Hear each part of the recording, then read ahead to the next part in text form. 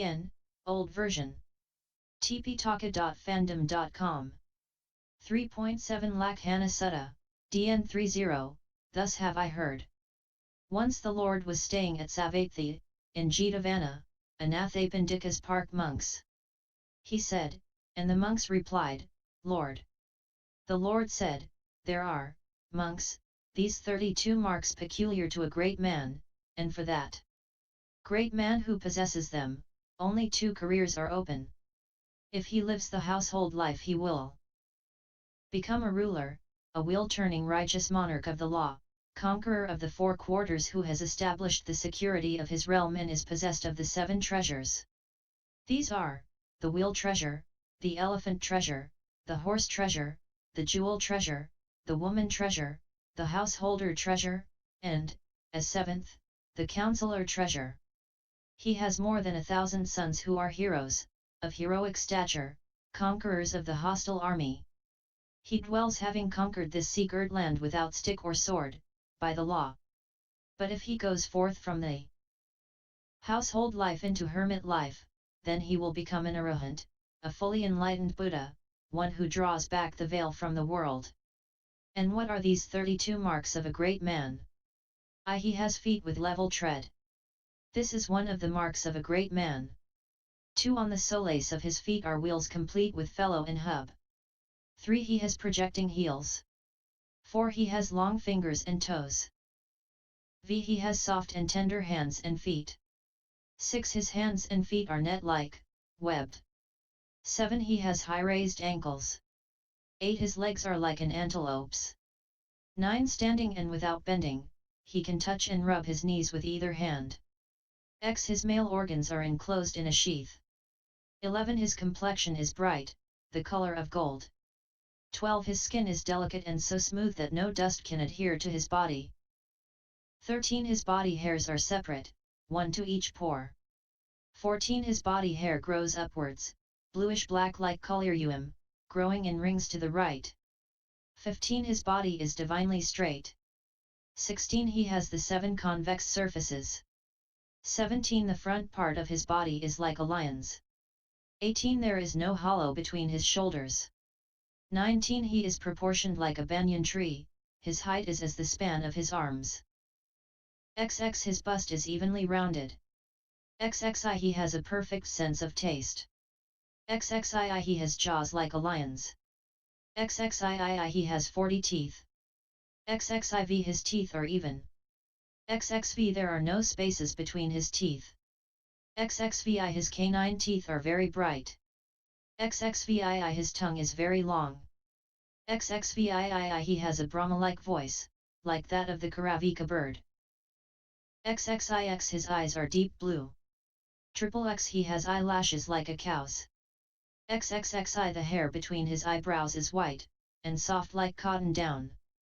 XXXII. His head is like a royal turban. There, monks, are the 32 marks peculiar to a great man, and for that great man who possesses them, only 2 careers are open. If he lives the household life he will become a ruler, a wheel-turning righteous monarch of the law, conqueror of the 4 quarters who has established the security of his realm and is possessed of the 7 treasures. These are, the wheel treasure, the elephant treasure, the horse treasure, the jewel treasure, the woman treasure, the householder treasure, and, as 7th, the counselor treasure. He has more than 1,000 sons who are heroes, of heroic stature, conquerors of the hostile army. He dwells having conquered this sea-girt land without stick or sword, by the law.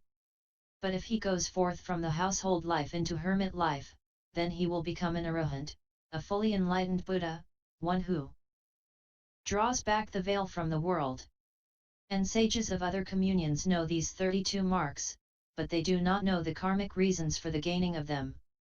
Monks, in whatever former life, former existence or dwelling place the Tathagata, being born a human being, undertook mighty deeds to good purpose, unwavering in good conduct of body, speech and thought, in generosity, self-discipline, observance of the fast day, in honoring parents, ascetics and Brahmins and the head of the clan, and in other highly meritorious acts, by Performing that karma, heaping it up, lavishly and abundantly, at the breaking up of the body after death he was reborn in a happy state, in a heavenly world, where he was endowed beyond other devas in 10 respects, in length of heavenly life, beauty, happiness, splendor, influence and insights, sounds, smells, tastes and contacts. Falling away from there and coming to be reborn here on earth, he acquired this mark of a great man, feet with level tread, so that he places his foot evenly on the ground, lifts it evenly, and touches the ground evenly with the entire soul. Being endowed with this mark, if he keeps to the household life, he will become a wheel-turning righteous monarch of the law, conqueror of the 4 quarters who has established the security of his realm and is possessed of the 7 treasures. These are, the wheel treasure, the elephant treasure, the horse treasure, the jewel treasure, the woman treasure, the householder treasure, and, as 7th, the counselor treasure. He has more than 1,000 sons who are heroes, of heroic stature, conquerors of the hostile army. He dwells having conquered this sea-girt land without stick or sword, but by justice, he rules over this earth as far as its ocean boundaries, a land open, uninfested with brigands, free from jungle, powerful, prosperous, happy and free from perils. As a ruler, how does he benefit? He cannot be impeded by any human foe with ill intent. That is his benefit as a ruler. And if he goes forth into hermit life, how does he benefit? He will become a fully enlightened Buddha, one who draws back the veil from the world. As such, how does he benefit? He cannot be impeded by any enemy or adversary from within or without, from greed, hatred, or delusion, nor by any ascetic or Brahmin, any Deva, Mara, or Brahma, or any being in the world. That is his benefit as a Buddha. This was what the Lord declared. About this it was said: truthful, righteous, tamed and stilled, pure and virtuous, keeping fasts, generous, harming none, at peace he undertook this mighty task and at his end to heaven went, to dwell in joy and happiness. Returned from there to earth, his feet with level tread did touch the ground, assembled augurs then declared, for him who level treads the ground, no obstacles can bar his path, if he leads the household life, or if he leaves the world behind, this mark does clearly show. If a layman, no adversary, no foes can stand before him. No human power exists that can deprive him of his karma's fruit. Or if the hermit life's his choice, on renunciation bent, and clear of vision, chief of men he'll be, peerless, never more reborn, this the law shall be for him.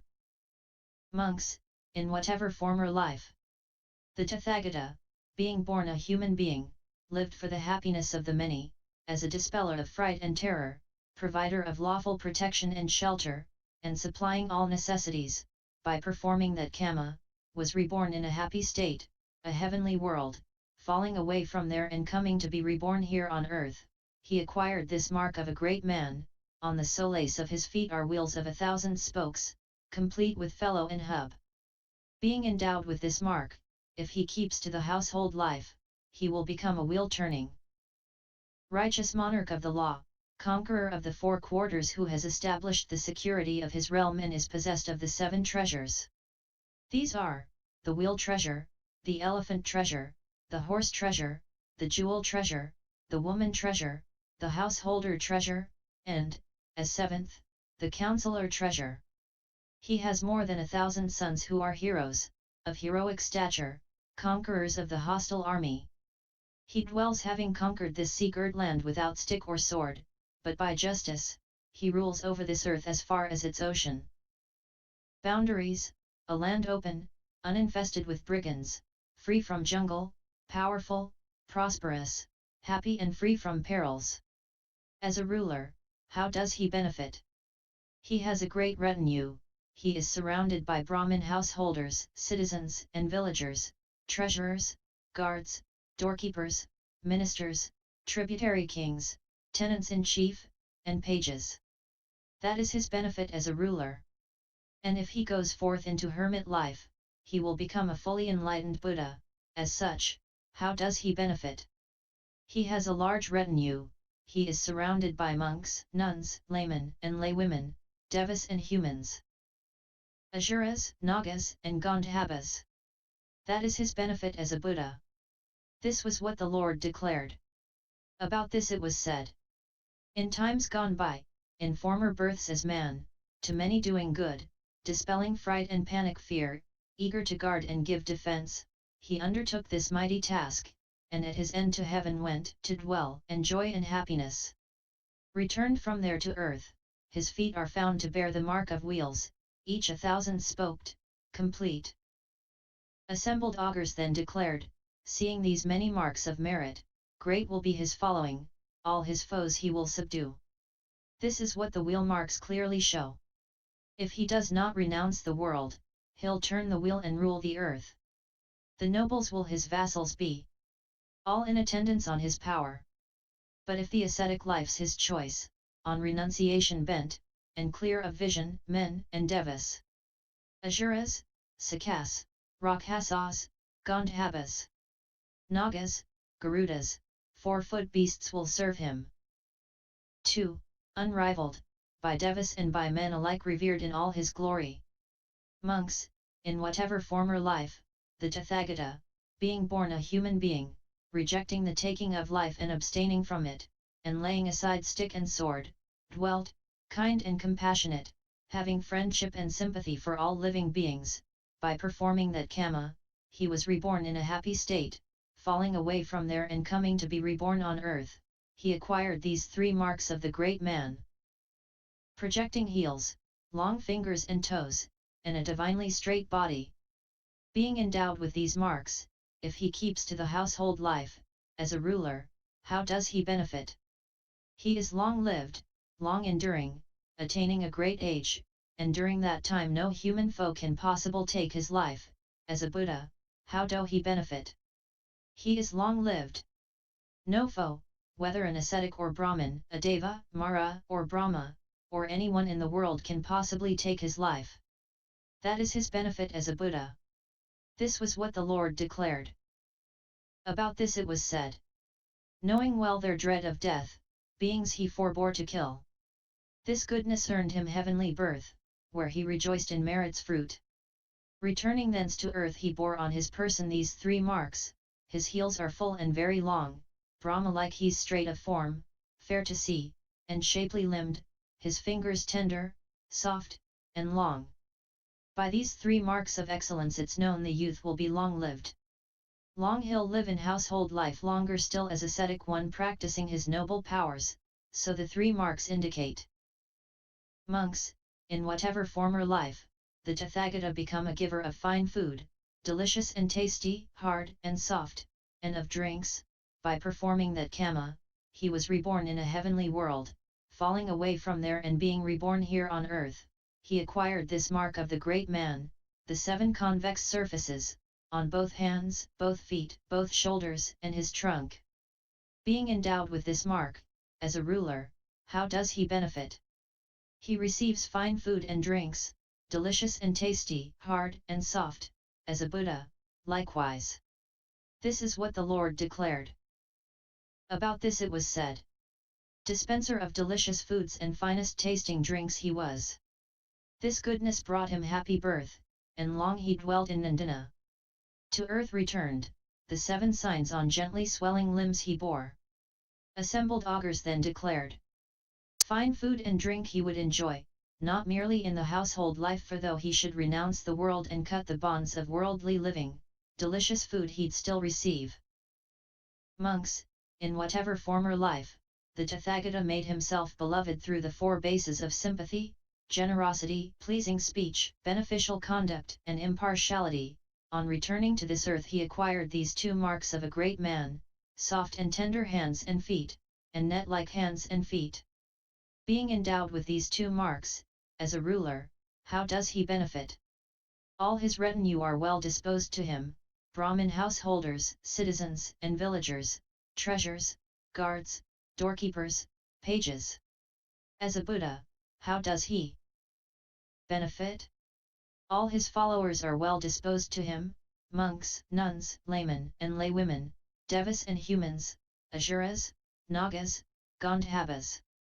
That is his benefit as a Buddha. This is what the Lord declared. About this it was said.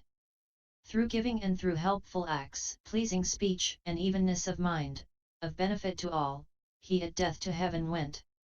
When he thence returned to earth, his hands and feet were soft and tender, his toes and fingers netwise spread. Very fair he was to see, thus the infant was endowed. He'll be a ruler of the people, surrounded by a faithful flock. Fair of speech, to good deeds given, in conduct virtuous and wise.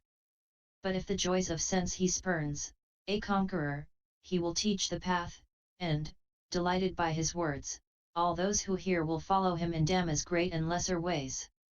Monks, in whatever former life, the Tathagata became a speaker to the people about their welfare, about Dhamma, explaining this to people and being a bearer of welfare and happiness to beings, a dispenser of Dhamma. On returning to this earth he acquired these two marks of the great man, high raised ankles, and upward growing body hairs. Being endowed with these marks, as a ruler, how does he benefit? He becomes the chief, foremost, highest supreme among the unrenounced. As a Buddha, he becomes the chief, foremost, highest, supreme among all beings. That is his benefit as a Buddha. This was what the Lord declared. About this it was said. One time he spoke of all that's good, preaching loud to all mankind, bringing blessings to all beings, liberal dispenser of the law. For such conduct and such deeds, heavenly birth was his reward. Here returned, two marks were his, marks of happiness supreme, upward growing body hairs, ankles high above the foot, built up beneath the flesh and skin, well formed above and beautiful. If he leads the household life, the greatest riches will be his. No greater man will be found, as Jambudipa's Lord he'll rule. If, supremely strong, he leaves the world, he will be the chief of beings, no greater man will be found, as Lord of all the world he'll rule. Monks, in whatever former life, the Tathagata became a skillful exponent of a craft, a science, a way of conduct or action, thinking, what can I learn quickly and acquire, quickly practice without undue weariness. On returning to earth he acquires this mark of the great man, legs like an antelope's. Being endowed with this mark, as a ruler he quickly acquires whatever things befit a ruler, the things that pertain to a ruler, delight him and are appropriate to him. As a Buddha, likewise. This is what the Lord declared. About that it was said. Arts and sciences, ways and deeds, let me learn with ease, he says. Skills that harm no living thing. Fast he learned, with little toil. From such deeds, skilled and sweet, graceful and fair his limbs will be, while fairly set in spiral curves from tender skin the hairs stand up. Antelope-legged is such a man, wealthy, they say, will soon be his. Each single hairlet brings him luck, if he maintains the household life. But should he choose to leave the world on renunciation set, clear-eyed, all things he'll quickly find befitting such a lofty course. Monks, in whatever former life, the Tathagata approached an ascetic or Brahmin and asked, Sir, what is the good and what is the bad? What is blameworthy, what is not? What course is to be followed, what is not? What, if I do it, will be to my lasting sorrow and harm, what to my lasting happiness? On returning to this earth he acquired this mark of a great man, his skin is so delicate and smooth that no dust can adhere to his body. Being endowed with this mark, as a ruler he will be very wise, and among the unrenounced there will be none equal or superior to him in wisdom. As a Buddha he will have great wisdom, extensive wisdom, joyous wisdom, swift wisdom, penetrative wisdom, discerning wisdom, and among all beings there will be none equal to him or superior to him in wisdom. This was what the Lord declared. About this it was said. In former days, in former births eager to know, a questioner he waited on the ascetic ones, keen to learn the truth, he would heed their words about life's goal. The fruit of this, when born again as man, his skin was soft and tender. Assembled augurs thus declared, subtle meanings he'll discern. If he does not leave the world, he'll be a